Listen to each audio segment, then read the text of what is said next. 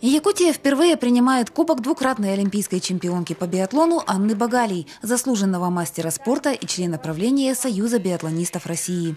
В Алдан легенда мирового биатлона прибыла накануне масштабных стартов. Много факторов срослось, скажем так, да, для того, чтобы кубок прошел здесь, в Якутии. И на самом деле мне радостно видеть стадион, ребят. По ходу, пока ехала, тоже автобусы с ребятами, тут все готовятся. В празднике детского биатлона силами и мастерством померятся свыше 200 участников из 17 регионов России. Якутию представят более 130 человек. Первый старт соревнований предварила официальная тренировка. Настроение хорошее. Сейчас учимся стрелять, пристреливаемся, катаемся. Атмосфера хорошая. Уровень подготовки участников разный. В активе у многих ребят немало серьезных достижений, а кто-то пришел в спорт не так давно. Соперники старшей возрастной категории отметили совершеннолетие. Самым юным биатлонистам исполнилось 9 лет.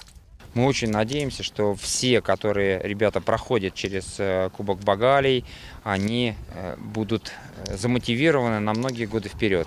Есть среди них явные лидеры, которые уже прошли несколько этапов, которые сюда приехали из других регионов, достаточно далеко летели.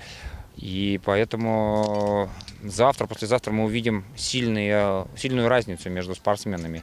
Но самое важное для нас в этом возрасте – это именно, чтобы глаза у них горели, чтобы они хотели заниматься дальше.